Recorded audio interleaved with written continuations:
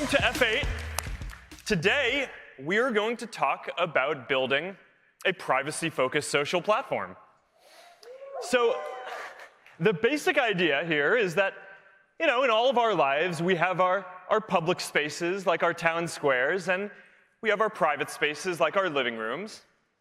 And in our digital lives, we also need both public and private spaces. And for the last 15 years or so, we've focused on building Facebook and Instagram into the digital equivalents of the town square, where you can do almost anything that you'd want with a lot of people at once. Or you can stay in touch with all your friends, meet new people who share your interests, start businesses, organize fundraisers for causes that you care about. For a lot of us, the first superpower that the internet gave us was the ability to connect with the whole world at once. Right? It enabled us to cross geographic boundaries, to form new kinds of communities that couldn't even exist before. It allowed emerging creators and entrepreneurs to find global audiences, and it allowed new ideas and movements to spread faster than before. But as our world has expanded, we face a new challenge. We all need to find our place in this much bigger world, and it can be hard to find and feel like you have a unique sense of purpose when you're connected to billions of people at the same time. Privacy gives us the freedom to be ourselves. It's easier to feel like you belong when you're part of smaller communities and amongst your closest friends. So it's no surprise that the fastest ways that we're all communicating online are private messaging, in small groups, and in stories. As the world gets bigger and more connected, we need that sense of intimacy more than ever. So that's why I believe that the future is private. This is the next chapter for our services. In addition to the digital town square, we also need a digital equivalent of the living room that is just as built out as a platform with all of the different ways that we want to interact privately, with messaging and small groups and sharing where the content doesn't stick around forever, simple and secure payments, private ways to share your location, and over time, lots of more different ways to interact privately. This needs to exist. And over time, I believe that a private social platform will be even more important in our lives than our digital town squares. So today, we're going to start talking about what this could look like as a product. What it means to have the center of your social experience be more intimate, what kinds of new experiences that can start to unlock, and importantly, how we need to change the way that we run this company in order to build this. Now look, I get that a lot of people aren't sure that we're serious about this. I know that we don't exactly have the strongest reputation on privacy right now, to put it lightly. But I'm committed to doing this well and to starting a new chapter for our products. And it's going to take time. I'm sure we're going to keep on unearthing old issues for a while, so it may feel like we're not making progress at first. But I think that we've shown time and again as a company that we can do what it takes to evolve and build the products that people want, including recently with stories and private messaging. So I'm confident that we can do this. And we plan to do this in the way that we've developed WhatsApp. Right? Start with the most important and private use case, messaging, make it as secure as possible with end-to-end encryption, and then build more ways for all of us to interact privately on top of that. And this vision is based on 6 principles. Private interactions. You should have simple, intimate spaces where you have complete confidence that what you say and do is private and clear control over who you're communicating with. Encryption. Your private communications should be secure. And end-to-end encryption prevents anyone, including even us, from being able to see what you share on our services unless someone in the conversation chooses to share it. Reducing permanence. You shouldn't have to worry that what you say or share is going to come back to hurt you later. So we're not going to keep around your messages or stories for longer than is necessary to deliver these services or longer than you'd want. Safety.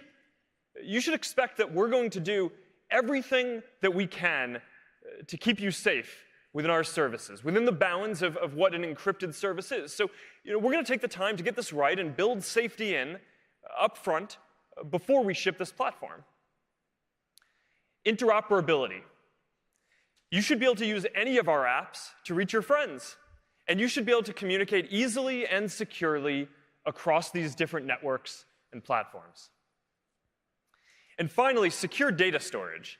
Because you should expect that we're not going to store sensitive data in countries where it may be improperly accessed, either because there's weak rule of law or because a government might try to forcibly get access to your data. So over the next few years, we're going to build more of our services around these ideas. And this is just a massive undertaking, right? So to do this, this isn't just about building features. We need to change a lot of the different ways that we run this company today. And we're doing this in a few ways already. First, we're committed to working openly, right? As we navigate these important trade-offs between these decisions and these important social issues.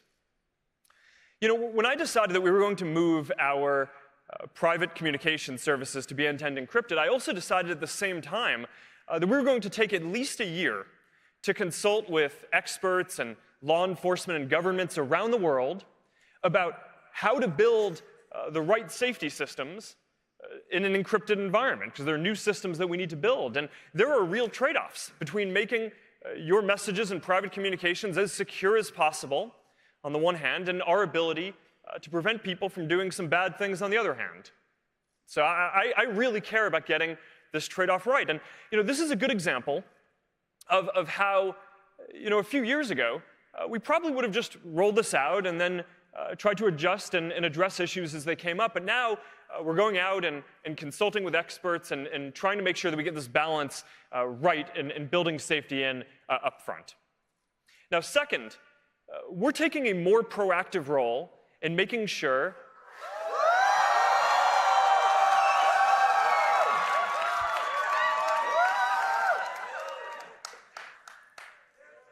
I wasn't expecting that.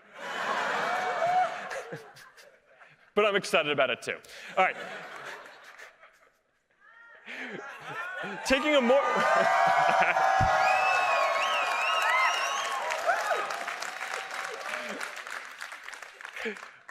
All right, the text does not match the enthusiasm of what I'm about to say, but we're taking a more proactive role in making sure that all of our partners and developers use our services for good. So, last week we rolled out some changes to our developer program to further limit the ways that developers can access data. And I recognize that this makes developing for our platform harder. It adds a lot of friction to the process. But I believe that over time, this is going to help build a more trustworthy platform is going to be better for everyone.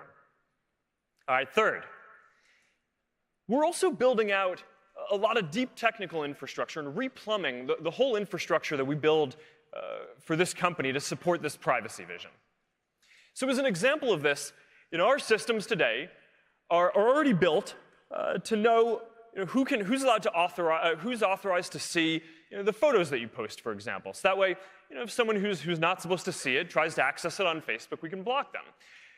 But now we're also developing infrastructure that knows how certain types of data are allowed to be used, so it can automatically block unauthorized uses in our infrastructure and prevent errors.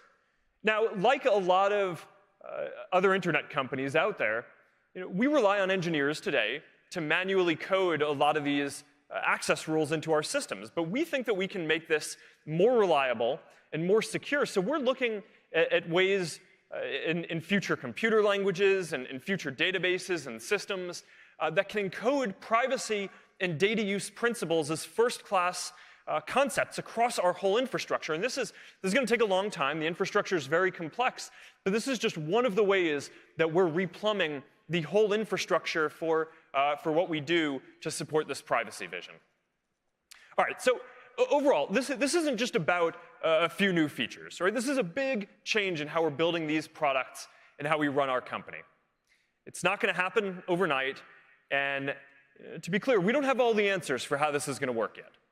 But today, we are ready to start talking about parts of what this privacy-focused vision is going to look like across each of the areas that we're building.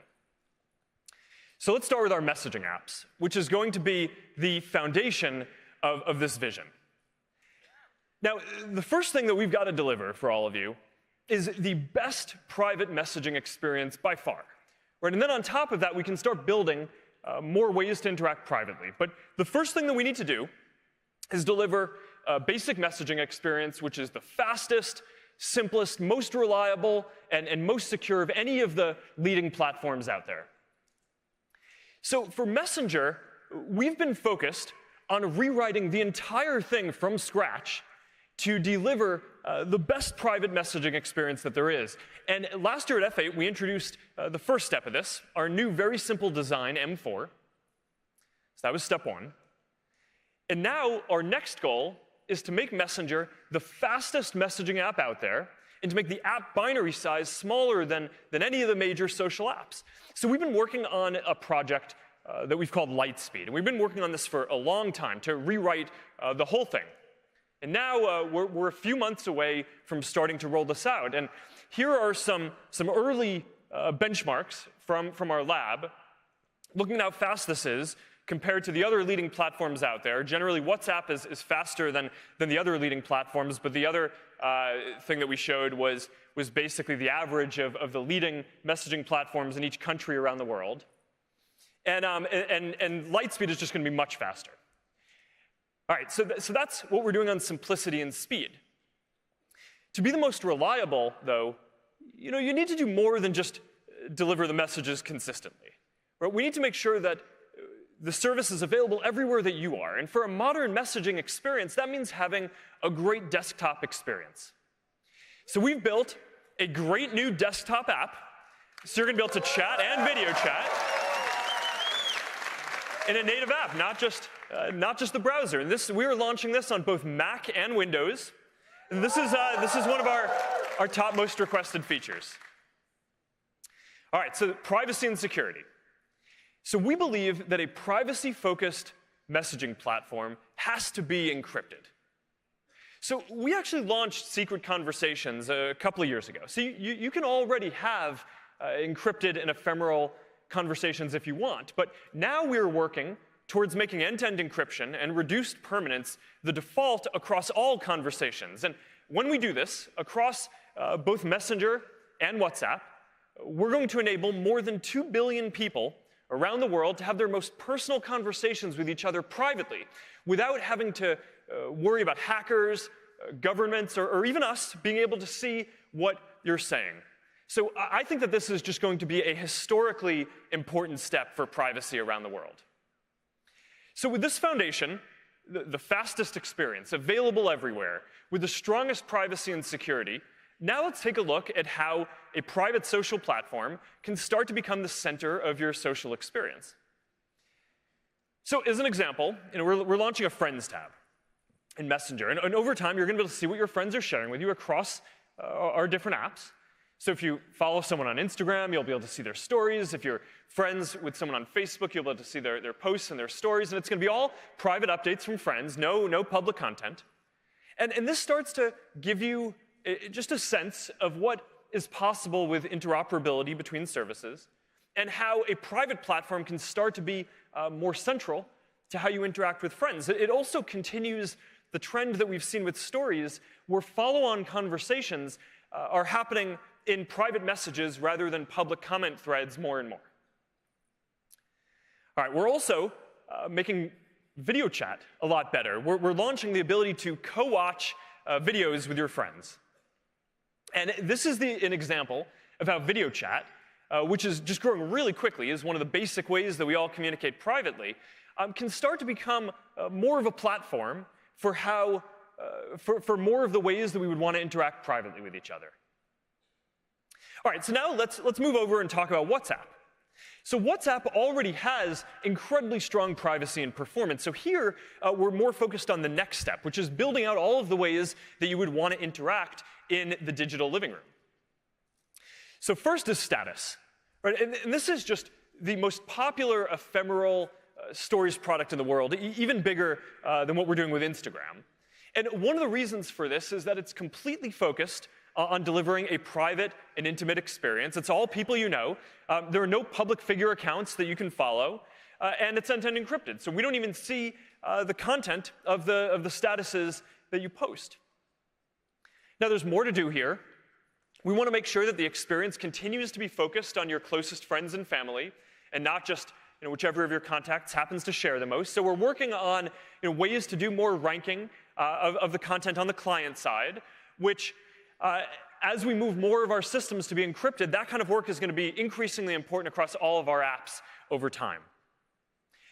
We've also built some ways to share your location privately in real time. And I use this, for example, with my family and my friends when we go skiing together. And we architected this feature so your location data is encrypted. So our servers actually never see your location as you're sharing it with your friends. It's very privacy protective. WhatsApp Business is also a big focus. Within a year, millions of small businesses around the world are using this to communicate privately with their customers. And now we're launching a new feature for this, product catalogs. So you're going to be able to easily see what is available from a business. And now this is going to be especially important for all of the small businesses out there that don't have a web presence and that are increasingly using private social platforms as their main way of interacting with their customers. All right, so let's talk about payments, because this is a part of the vision that I'm particularly excited about. Because when I look out at all the different ways that people interact privately, I think payments is one of the areas where we have an opportunity to make it a lot easier. That's among the most important things that we can do here. I believe that it should be as easy to send money to someone as it is to send a photo. So we're already testing this in India with about 1 million people. It's being used a lot, and the feedback so far is great. And we're already working on rolling this out in a number of other countries later this year. And you can take a look at what the basic experience is. And overall, payments and private commerce is one of the areas that I'm really excited about. And we're going to have a lot more news and things to talk about here over the coming year as we flesh this out more. So these are just a few examples of some of the experiences that we're going to be able to build here. And it's a look at how we're starting to bring this privacy-focused vision to life. Now, I started off today talking about how we all want to be able to communicate both publicly and privately. So now let's turn to Facebook and Instagram, the digital town squares, because as we focus more on privacy across our whole company, we're also focusing on adding more ways to interact privately across these apps as well. And here we're focusing on groups, we're focusing on stories, and more private ways to interact with businesses. Now, a couple of years ago, we changed our whole mission as a company to focus on helping you build community. Right? And the idea here is that our friends and family are always going to be the core of our social lives. But we all also need to belong to communities that share our values and interests, that support us, that help us, give us that sense of purpose, and that help us grow in the ways that we want. And I think that this matters even more today than before. Because in a world where people are joining fewer physical communities and there's less social cohesion, it's more important than ever to make it so that we can easily be a part of communities that are meaningful to us. Now, there are already more than 400 million people who are members of Facebook groups that are meaningful to them and that are among the most important parts of their social experience. And these are groups typically where people get together physically in person as well as online, right? Like this small group for people who like running and also care about the environment. So they get together and go running and pick up trash around their town. Or like this tight-knit group for military families. So when they get deployed to a new city, they know where to go to ask what school to send their kids to and how to get integrated into the local community. And we believe that there is a community for everyone. So we've been working on a major evolution to redesign the Facebook app to make communities as central as friends. Now, in the history of Facebook, there have been 4 major versions of the product so far, and this is the 5th. So we are calling this FB5, and it has a much bigger focus on communities and making communities as central as friends. So here's a look at what this is going to look like. It's got a much cleaner look and feel for the app. It puts your private groups right at the center of the experience, and it's a much lighter design overall. The app isn't even blue anymore. All right, now, while we're at it, we are also rewriting the Facebook website completely from scratch and redesigning it to make it much faster and cleaner as well. This one is coming a little later this year, but here's a preview of what it's going to look like.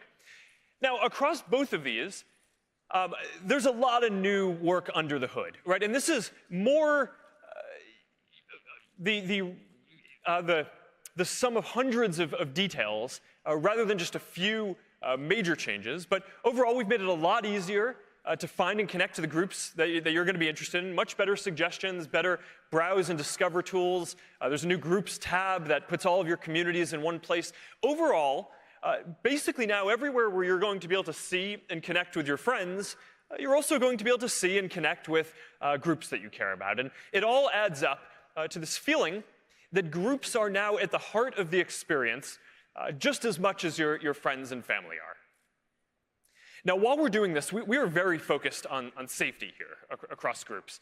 And while we're recommending groups for people to join, we're very focused on making sure that our recommendations and discovery surfaces aren't highlighting groups where people are repeatedly sharing misinformation or harmful content. And we're working hard to completely remove groups if they exist primarily to violate our policies or do things that are dangerous. So that's just been a very big focus for us here. Now, there's also a lot more to communities than just groups. And there are lots of different ways to interact with the people in the communities that you care about. A lot of them are private, around events, around games, around dating, or other ways to meet new people. There's a lot more to FB5, and Fiji is going to come out a bit later to walk you through all this in more detail. But overall, this is the biggest change to the Facebook app and website that we've made in the last 5 years, since we made the whole thing native and a lot faster. And as a symbol of this, we're not just updating the look and feel, we're also updating the Facebook icon and refreshing it for the first time since I can remember, to make it a bit more lively and modern. So there we go. And I'm excited to get this app in all of your hands. We're shipping this today. And so we're going to start rolling it out, and everyone in the U.S. is going to be able to get it today, and a couple of other places, and we're going to roll it out across the rest of the world over the coming weeks as well. So, all right, now for Instagram, let's move on to Instagram.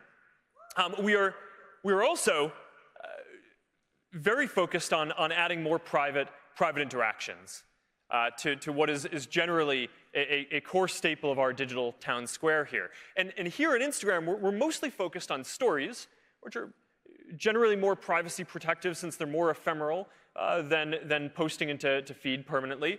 And we're also focused on payments and interacting with private interactions with businesses. So let's start with shopping.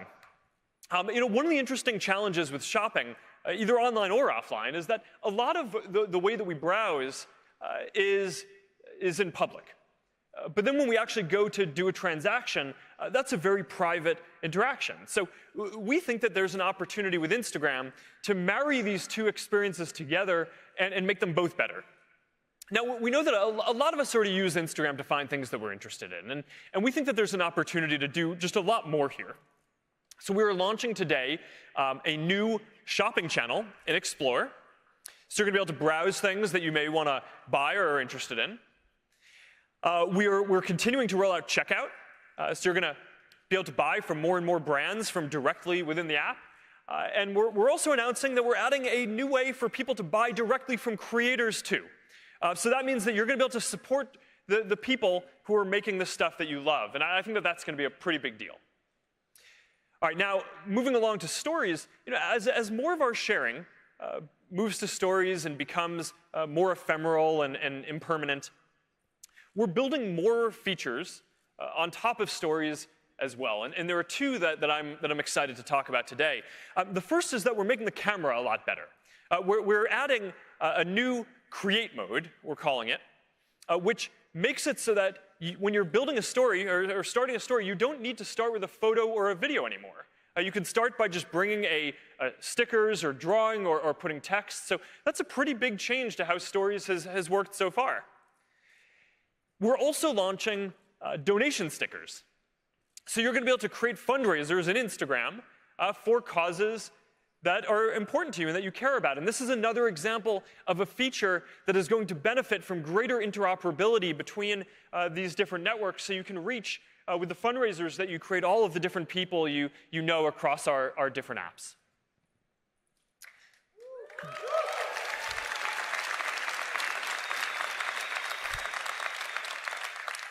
All right, now, we've mostly talked so far about our mobile apps and what's possible to build on phones in the current generation of computing. But we're also very focused on building technology to shape the next generation of computing, to make it more human, more designed around the ways that we all naturally interact with each other, and now also more aligned with this privacy-focused vision for the future. So I think that augmented and virtual reality have the potential to create much more personal and intimate experiences. With VR, you feel like you're actually right there, present with someone, even physically they're in a completely different place somewhere halfway across the world. And with AR, instead of you having your face in your phone and someone else having their face in theirs, now the computing environment is going to put digital objects in the real world that you're going to be able to both interact with and actually be present together. So 2 years ago at F8, we talked about how the camera was going to be the first AR platform. And in the last year alone, more than 1 billion people have used AR features on Facebook, Instagram, Messenger, and Portal. And now, to make this into an even broader platform, we're focused on making it easier to build for. So today we're announcing that we're bringing the Spark AR Studio, and we're supporting both Windows and Mac. And we are also going to open our AR beta for Instagram, so everyone is going to be able to build for it.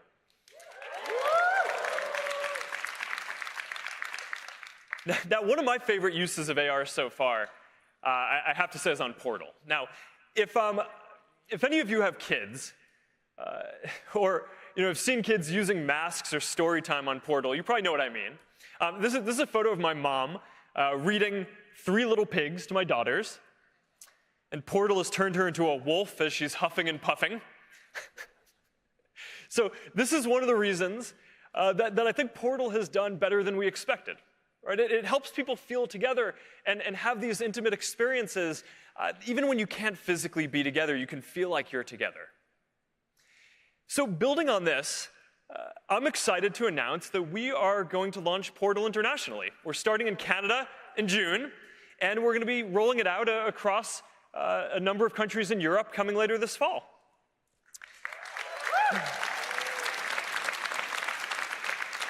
And as part of this, of course, it's really important that we bring WhatsApp to Portal. So we're doing that. So now you're going to be able to make video calls on both WhatsApp and Messenger on Portal. And you know what that means? That means that we are bringing end-to-end encryption to all video calls on Portal.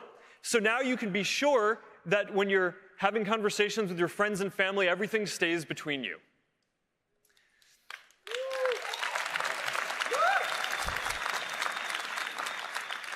All right, now the last area that I want to talk about today is virtual reality. Now, this is going to be a big year for VR because we are shipping 2 new products. Oculus Rift S, which improves on the original Rift, a higher resolution display, better optics, inside-out tracking. And of course, we're launching Oculus Quest, the all-in-one headset that we've all been waiting for with no cables and full freedom of movement. So, these are a real step forward. Rift S is the most powerful VR headset that you can buy. And Quest just blows people away because it's the first time that you can just walk around a VR space and fully interact with the people in it. So I'm excited to announce that we're opening pre-orders for both of them today. They're each going to be $399. They're going to start shipping within a month on May 21st.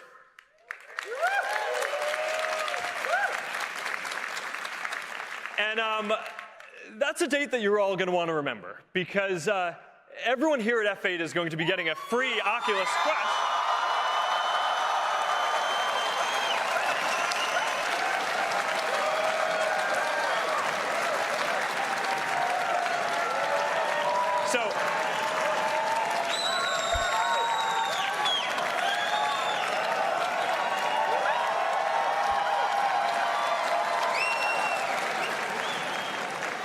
So I'm really excited to get this into your hands. I can't wait to hear what you all think of this. I'm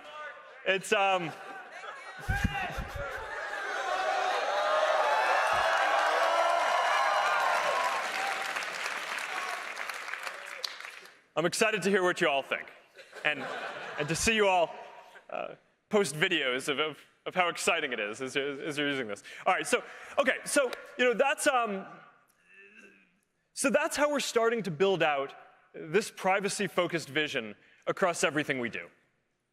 It's still early, but if we get this right, then using all of these services is going to be a fundamentally different experience a few years from now. Now, at the end of the day, this isn't just about building some new products. It's a major shift in how we run this company. Because we believe that for the future, people want a privacy-focused social platform. And I believe that if we build out a fully encrypted, interoperable service with all of the ways that people want to interact privately, then that's going to be an important contribution to the world. Now, for us, this is about building the kind of future that we want to live in. I believe that we should be working to build a world where we can be ourselves and where we can live freely, knowing that our private moments are only going to be seen by the people we want. A world where everyone has the power to speak and say what they want and use their voice and connect to the people they care about, where we can come together around community and around commerce, where we build in the tools that we need to keep us safe from the beginning and prevent harm, and where we then are able to focus on all the good that people are able to do, and not just the big moments, or the social movements, the breakthroughs, but also all the everyday good, the emotional support, the jokes with friends, the feeling of being together with your family, both in private and in public, the living room and our town squares. So if we work hard and deliver this vision that we've laid out today, then I'm going to be proud of the difference that we've made. So thank you all. I'm looking forward to doing this together, and have a great F8.